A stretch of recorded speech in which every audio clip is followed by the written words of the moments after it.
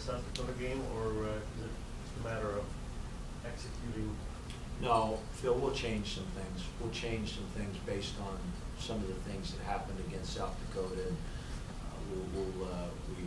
Our guys have really, I think, put together a really nice plan for this week, and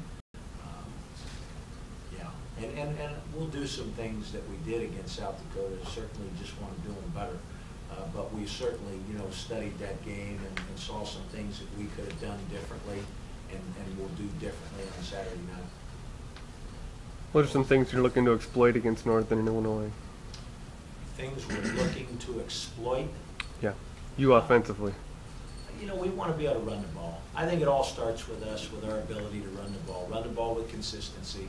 We've been pretty good at running the ball through 3 games, and again, that's where it all starts. And then everything off of that becomes easier. The play action pass game, moving the quarterback around a little bit, and doing some different things. But it all starts with the ability to run the ball and be successful doing it early, particularly on first down.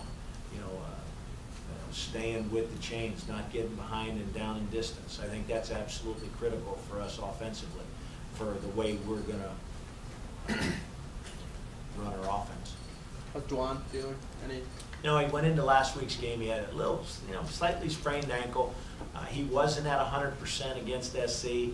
I anticipate him to be back to 100% for sure this week, and we'll continue to see Donnell Kirkwood. I thought that he really did some nice things in the USC game. He challenged USC as a true freshman running the football, and I was really excited about his attitude running the ball, and I think he's going to do nothing but get better. De Leon did some good things, some hard runs in that game as well, and Dewan has obviously shown what he can do, as well. So. How's Connor? How's Kevin? Connor Cosgrove went home last night, was really, really fired up about that, and he's going to continue his chemotherapy treatments. He'll go from home into the hospital. It's a 2-year process for him. It's a 2-year process, and but Kevin has said to me, it's amazing the support that his family's received. I went over to the hospital yesterday to see Connor again, and it's truly amazing, the human spirit, and how people that don't even know the Cosgroves from all over America are sending him their best wishes, and it's really special, really special.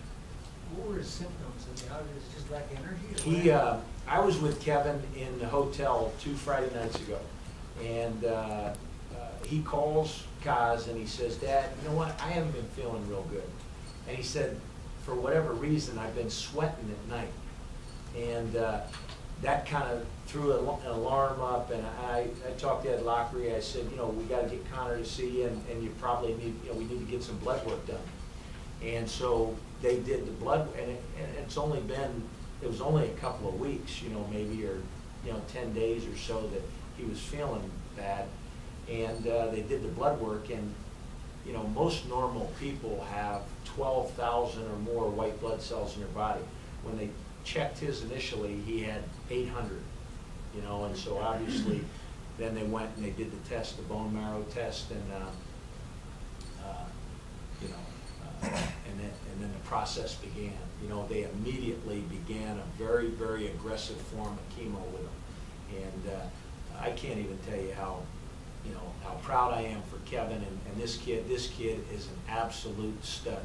Yesterday morning he had 3 more rounds of chemo, and when I went and saw him yesterday afternoon, he was jacked up, and but even more than that, I go down the hall, right? There's a 3-year-old little boy, Nicholas, okay? Nicholas is a huge Golden Gopher fan. He has a much worse form of leukemia, a much more aggressive form of leukemia than Connor's got, okay? He wanted to meet Coach Brew, and he had his Minnesota helmet on, he had his shoulder pads on, and his jersey, okay?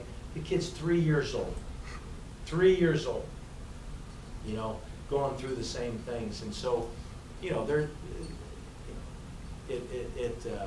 puts things in perspective, and, you know, when people have challenges. Like, you know, Jerry Kill's going through a hard time right now. He's battled cancer, and he's had, you know, a number of issues. And Mark D'Antonio is my, you know, fellow coach up at Michigan State, is going through a hard time. And so life throws all kinds of challenges and curveballs at you, you know. And so, you know, one of the guys in the hospital said to me yesterday, he said, "Coach Brew, you just, you know, you just keep fighting."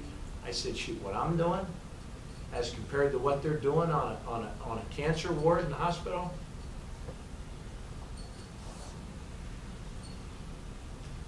Coach, that said, Mark D'Antonio has a heart attack. Urban Meyer talked about how the stress is so much worse now than in the past.